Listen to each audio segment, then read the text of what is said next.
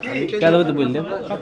अभी हम रोसड़ा विधानसभा क्षेत्र के अंतर्गत आए हुए हैं। हमारे साथ है भाजपा के प्रत्याशी वीरेंद्र कुमार। इनसे जानते हैं कि इस बार जो विधानसभा चुनाव है इसमें लेकर के इनकी क्या घोषणा पत्र है, रोसड़ा के लिए क्या करेंगे।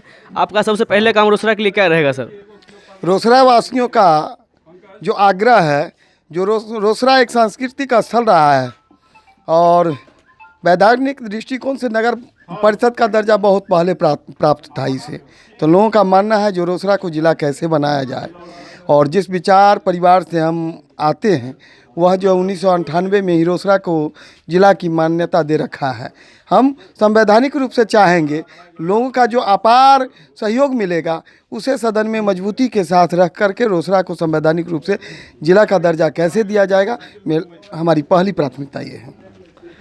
और सर अभी हम सिंघिया प्रखंड में आए हुए हैं। सिंघिया प्रखंड में यहाँ सबसे ज़्यादा छात्राओं का मांग रहता है कि यहाँ भी एक भी डिग्री कॉलेज नहीं है, जिससे के कारण छात्राओं को एवं छात्रों को बहुत ज़्यादा परेशानी हो रही है। सर इस पर आपकी क्या राय है?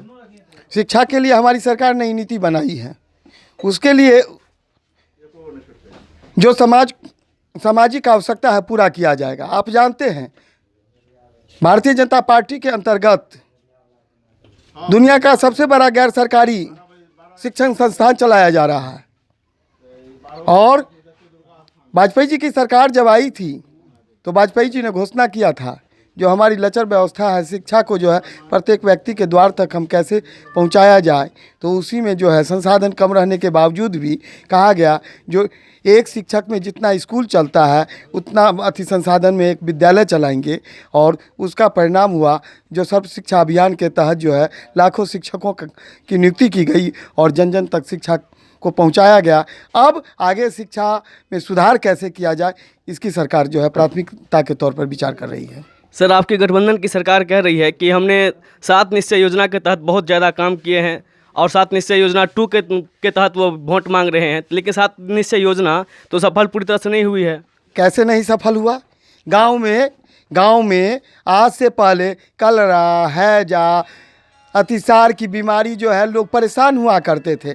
आज हर घर को स्वच्छ जल उपलब्ध कराया गया है, हर घर को शौचालय उपलब्ध कराया गया है, जिसके कारण व्यक्ति का जो है जीवन स्तर ऊपर उठा हुआ है। अब कहाँ गया बीमारी? अब न कलरा दिखता है, न अतिसार दिखता है, न पेचिस दिखता है। हाँ, कुछ मूलभूत समस्या है और सभी समस्याओं का समाधान एक बार में नहीं समाप्त किया जा सकता है। जैसे जैसे हमारा जीवन चलता रहता है वैसे वैसे हम सुधार की प्रक्रिया की ओर आगे बढ़ते रहते हैं। विकास भी सतत प्रक्रिया की ओर जो है बढ़ते रहता है। महंगाई पे कुछ बोलेंगे सर? हाँ, महंगाई पे क्या खरीदारी कम हो गई है क्या? महंगाई पे कुछ बोलेंगे? आपकी सरकार बोली थी कि महंगाई कम हो जाएगी, भ्रष्टाचार मिट जाएगी, इस पे आप कुछ बोलेंगे? भ्रष्टाचार के बारे में क्या, केवल राजनीतिक भ्रष्टाचार समाज में दिखता है? समाज में आर्थिक भ्रष्टाचार है, सामाजिक भ्रष्टाचार है, तरह तरह के भ्रष्टाचार है। समय आने के साथ साथ जो है सभी तरहों की समस्या का समाधान होगा। जैसे देश में बहुत गंभीर समस्या था जिसे लोग छेड़ना नहीं चाहते थे, वह समस्या समाप्त हुआ है तो भ्रष्टाचार भी समाप्त होगा, ऐसा मेरा मानना है। ठीक है जी। महंगाई पे सर आप कुछ बोलिए। महंगाई आपकी सरकार बोल रही थी कि महंगाई मेरी सरकार बनेगी तो हम महंगाई कम कर देंगे, लेकिन अब महंगाई देख लीजिए दिन पर दिन कितनी बढ़ती जा रही है। अरे भैया, महंगाई कहाँ? जिस देश में 20 रुपये लीटर लोग पानी खरीद करके पीते हैं उस देश में महंगाई कोई समस्या ही नहीं है। आपकी नज़र में महंगाई कोई समस्या नहीं है? हमारे नज़र में महंगाई कोई समस्या, लोगों की पॉकेट की खरीदारी भी बढ़ रही है। हर घर में आज मान लीजिए जो मध्यम श्रेणी के परिवार के लोग हैं उनके घर में एक लोग कमाते हैं तो 1500 से 1700 रुपया जो है प्रतिदिन का आगमन हो रहा है।